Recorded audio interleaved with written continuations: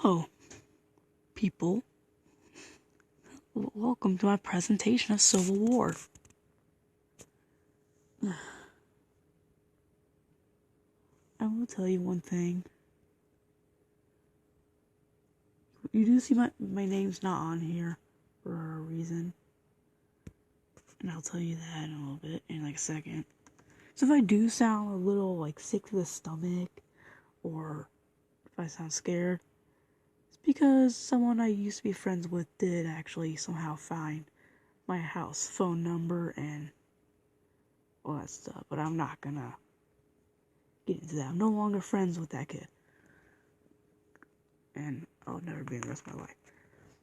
And he somehow found it because he found my last name on there. So in all my videos, I'm not gonna have my first nor last name nor my middle name in any of the videos. As you can see, it's not on the bottom anymore. It's not gonna be there for the actual video. It will be there for my teacher wants to see it for himself, but and for my other presentation videos, I'm sure keep those private until I find a way to edit out the name. But anyways, on my Civil War presentation video. BQ, my driving question is what actions did abolitionists take to further their cause? Primary source. Primary source of the abolitionists and what they did to abolish slavery. And the 3 amendments that abolished slavery. Missouri Compromise and the guy Dred Scott. A place called Missouri and its appeal for statehood brought a confederation between the free and the slave states in Congress in 1820. Though they fear that the other would gain the upper hand, the Compromise of 1820, for admitting states as one slave and one free, it prohibited slavery above parallel 36 degrees from the lands of a thing called the Louisiana Purchase. You kids might remember that. It's one of our focus areas. And of course, the fugitive slave law. Then the Compromise prohibitions on the spread was found unconstitutional in the 1857 Dred Scott decision. More about Dred Scott. The man by the name of Dred Scott sought his freedom in the American legal system. The decision by the Supreme Court in the U.S. in the Dred Scott case denied his plea in 1857, determining that no negro, whatever that means, that term was then used to describe people with African blood or could ever be a citizen. Of course, though, it also invalidated the Missouri Compromise of the year known as 1820.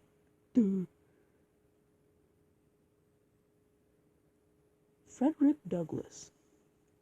The man you may know, or heck, may not know, Fredrick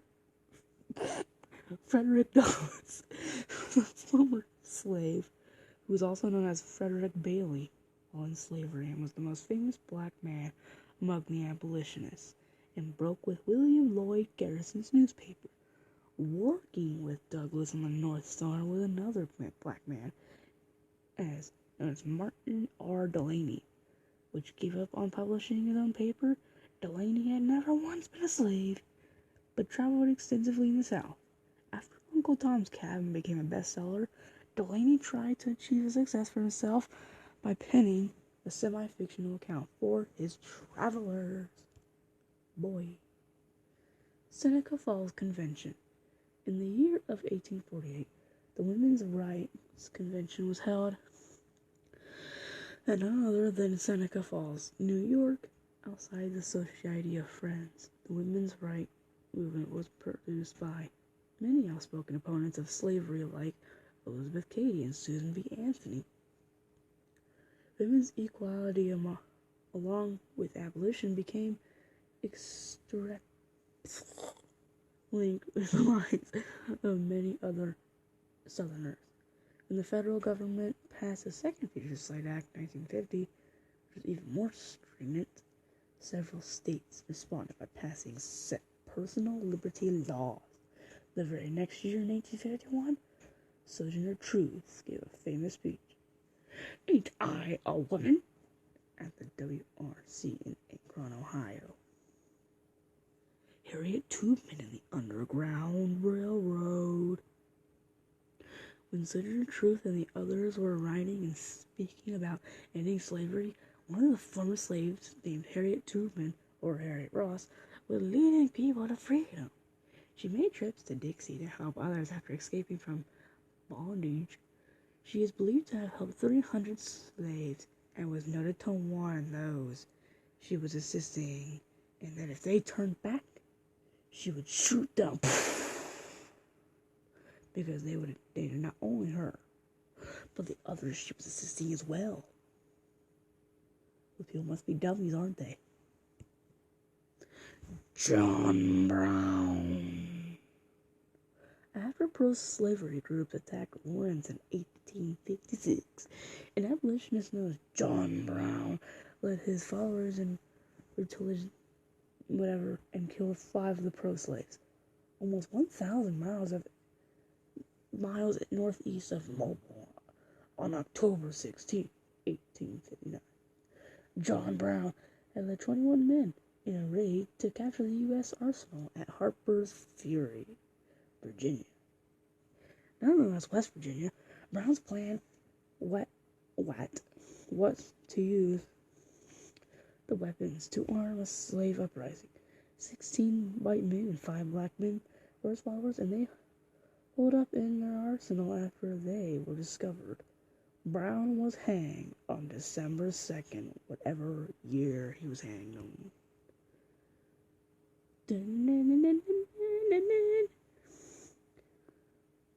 In 1860, a new president was elected.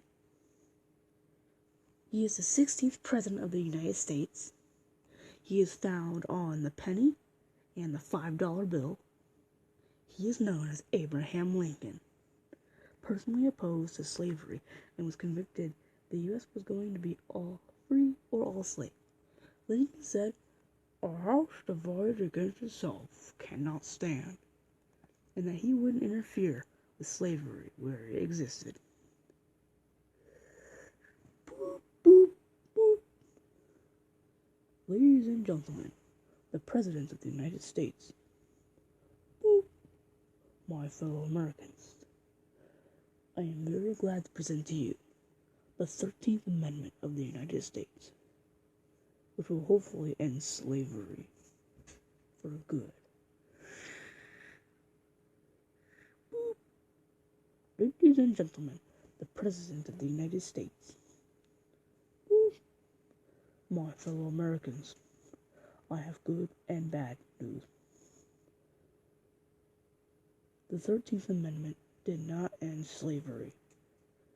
It only ended it in name as the Reconstruction, and people somehow found ways to hire, air quotes, black workers under terms that were slavery, all but name. So I am glad to present to you the 14th Amendment of the United States, which will hopefully again end slavery for good. Boop. Ladies and gentlemen, the President of the United States. Boop. My fellow Americans, I have good and bad news again. The 14th Amendment still did not abolish slavery.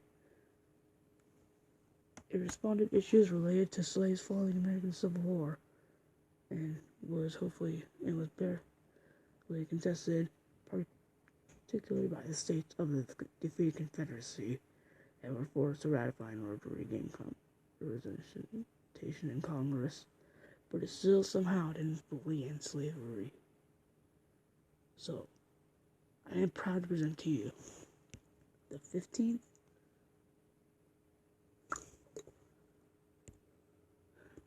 Amendment of the United States. There were still millions of black former slaves that 13th and 14th Amendment didn't abolish, and so the 15th Amendment will hopefully abolish slavery for good. we're also giving African Americans a right to vote. I'm pretty sure. I don't know. This will hopefully also be the last of the 3 Reconstruction Amendments. Ignore that. You may have heard it, you may not have. Anyways, those are my sources. And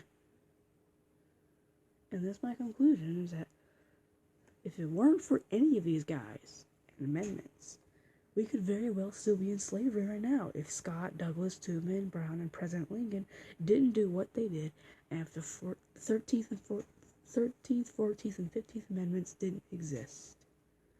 That would be like the pictures I had. Those are the same exact pictures I had in all the slides. And the end is here. That is my Civil War project presentation. If you saw my westward expansion one, you may know it was incredibly long. But this time, it's not as long.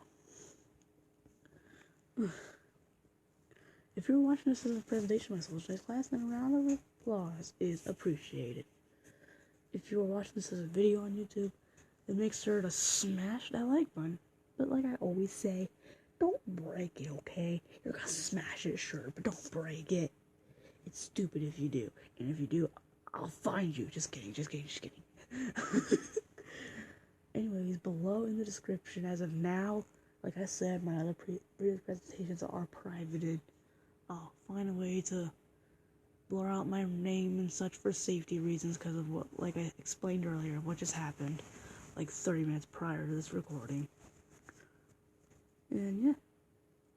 But in the description, though, is a playlist, and it will be available again shortly.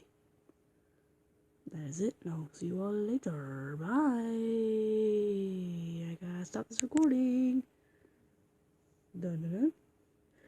Dun-dun. None.